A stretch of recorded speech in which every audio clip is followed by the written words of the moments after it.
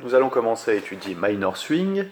Minor Swing, c'est un thème très célèbre qui a été rendu célèbre par Django Reinhardt et dont le thème est assez simple et basé avant tout sur des arpèges d'accords. Alors, qu'est-ce que c'est des arpèges d'accords? C'est quand on va jouer les accords note par note.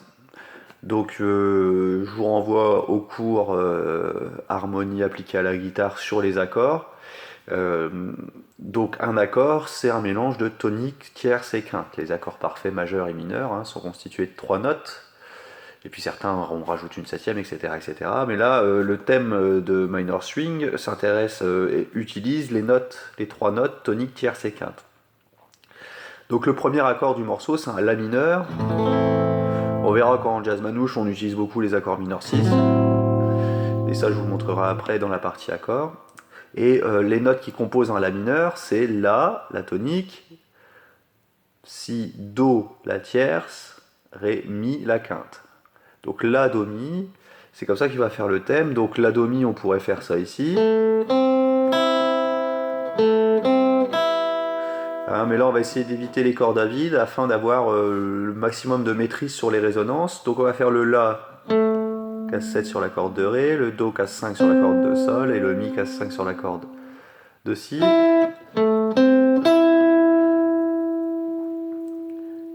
Puis après, le deuxième accord du morceau, donc on était sur un La mineur, le deuxième accord du morceau c'est un Ré mineur, un Ré mineur 6, on verra ça plus tard, ou Ré mineur ici. Donc on a fait le La mineur comme ça, et le Ré mineur, lui, les notes tonique tierce quinte, c'est Ré, Fa et La, qu'on va trouver ici. Comme un petit escalier, 7, 6, 5 sur les cordes de Sol, Si, Mi. D'accord, donc on a ces deux arpèges d'accords, et entre les deux, il fait un petit pull-off entre le Fa et le Mi pour passer d'un accord à l'autre.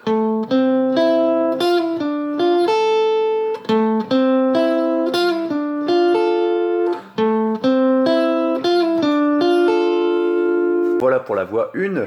La voix 2 du thème, elle reprend un peu la même chose, mais à l'octave.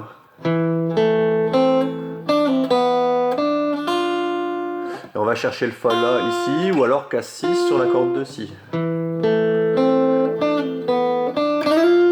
c'est sympa avec le petit slide. Vous pouvez aussi faire la casse 5, comme c'est écrit la mesure 12, la casse 5, avec un bend d'un demi-ton.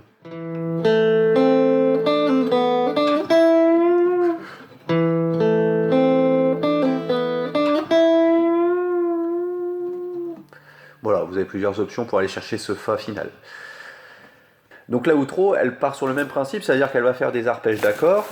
Voilà, sauf que là en plus, on va voir le troisième accord du morceau, qui est un Mi, une sorte de Mi7. Pareil, on le verra dans la section accords. Donc si on regarde la outro, donc encore la même chose.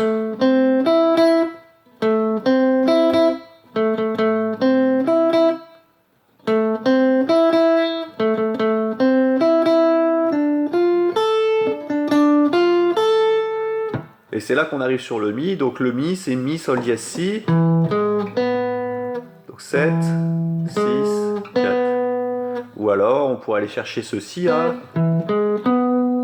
case 9 sur la corde de Ré. Voilà, il y a plusieurs possibilités.